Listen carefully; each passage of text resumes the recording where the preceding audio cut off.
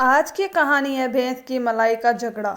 एक गांव में एक किसान अपनी पत्नी और बच्चों के साथ खुशी से रहता था।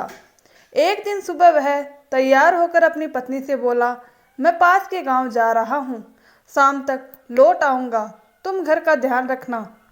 पत्नी ने जिज्ञासा से पूछा, किस लिए जा रहे हो?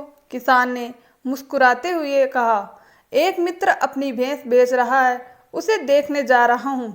अगर भली लगी तो खरीद लूँगा। बच्चों के लिए ताज़ा दूध रहेगा और बाजार से दूध भी नहीं खरीदना पड़ेगा।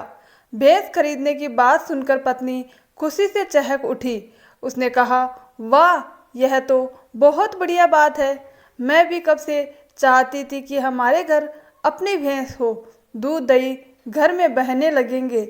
मैं अपनी माँ के लिए भी मलाई निकाल कर भेज दिया करूँगी। वह काफ़ी कमज़ोर हो गई है। पत्नी की बात सुनकर किसान का चेहरा उतर गया। उसने नाखुश होकर कहा, मेरी भैंस की मलाई तेरी माँ क्यों खाएगी? ये दूध दही मलाई हमारे बच्चों के लिए होगा। पत्नी ने गुस्से में जवाब दिया, इस घर में मेरा भी उतना ही हक है जितना तुम्हारा। मेरी माँ के लिए मलाई भेजना मेरा अधिकार है।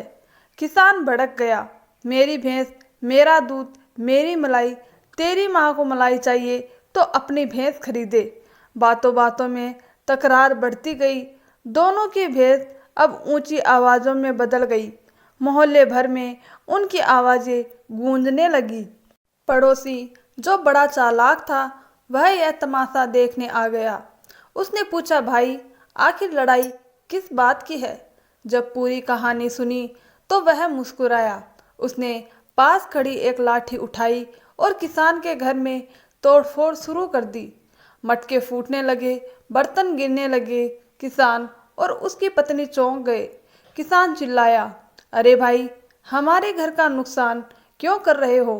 पड़ोसी बोला, तेरी भैंस ने मेरा खेत खा लिया, इसीलिए। किसान हैरान रह गया, काहे की भैंस? मेरे पास तो अभी भैंस आई ही नहीं।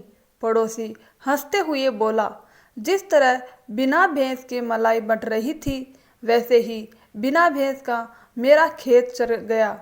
यह सुनते ही किसान और उसकी पत्नी को अपनी गलती का एहसास हो गया। वे हंसते हुए झगड़ा खत्म कर बैठे।